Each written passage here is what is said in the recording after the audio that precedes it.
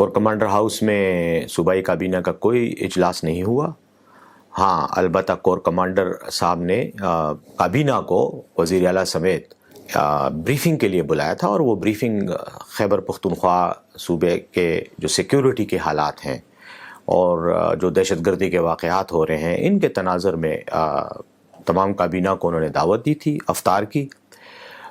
ہم وہاں افطار کے لیے گئے جہاں افطاری ہوئی، اور اس کے بعد انہوں نے سیکیورٹی صورتحال پر ہمیں تفصیلی بریفنگ دی.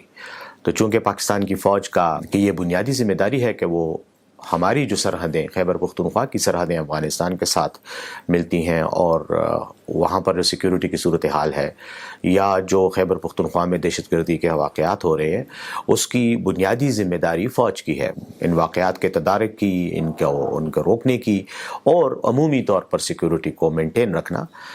چونکہ فوج کی ذمہ داری ہے اس لیے انہوں نے ہمیں بریفنگ بھی دی، اور اس میں انہوں نے یہ بھی بتایا کہ خیبر پختونخوا کی حکومت کے ساتھ فوج کا تعاون ہونا چاہیے، اور ہمارے آپس کے جو ایک ریلیشن شپ ہے وہ ایسا ہونا چاہیے تاکہ جہاں جہاں کوئی پرابلم پیدا ہو دہشت گردی سے نمٹنے کے حوالے سے تو اس تناظر میں ہمارے ایک باہمی رابطہ اور تعاون وہ زیادہ فعال ہو. نہیں، کور کمانڈر ہاؤس کے ساتھ اس کا کوئی تعلق نہیں ہے. 11 کور کا جو ہیڈ کوارٹر ہے وہاں بریفنگ ہوئی، اور اس کے بالکل سامنے کور آفیسرز میس ہے، وہاں پہ پہلے افطاری ہوئی، وہاں ہم جمع ہوئے، افطاری کی، نماز مغرب ادا کی.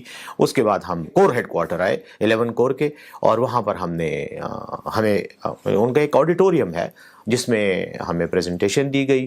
پریزنٹیشن کے بعد کور کمانڈر صاحب نے اور ان کے سٹاف نے ہمیں مختلف جو ایشوز ہیں، مختلف جو اینگلز ہیں سیکیورٹی ریلیٹڈ سچویشن کے، ان پر بریفنگ دی. اور اس کے بعد کویسچن آنسر سیشن ہوا. پھر وزیر اعلیٰ صاحب نے ایڈریس کیا سب کو، حکومت کی جو ترجیحات ہیں اور اس حوالے سے جو اقدامات ہم کرنا چاہ رہے ہیں ان پر وزیر اعلیٰ صاحب نے بات کی، اور ایک اچھے ایکسچینج آف تھاٹس ہوا، ایک ایکسچینج آف ویوز ہوا، جس سے ہمیں بھی کافی کلیئرٹی ہوئی بات سیکیورٹی ریلیٹڈ معاملات کی. اور میں سمجھتا ہوں کہ ہماری بات چیت سے یقیناً فوج کو بھی ہمارے حوالے سے ایک پازیٹیو ہی سگنلز گئے ہیں، اور ان کو بھی ہم نے اعتماد میں لیا اپنے معاملات کے حوالے سے.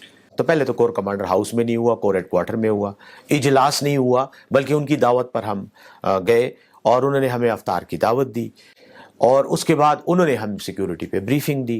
ہم پاکستان کی فوج کے کور کمانڈر کی دعوت پر کور ہیڈ کوارٹر گئے.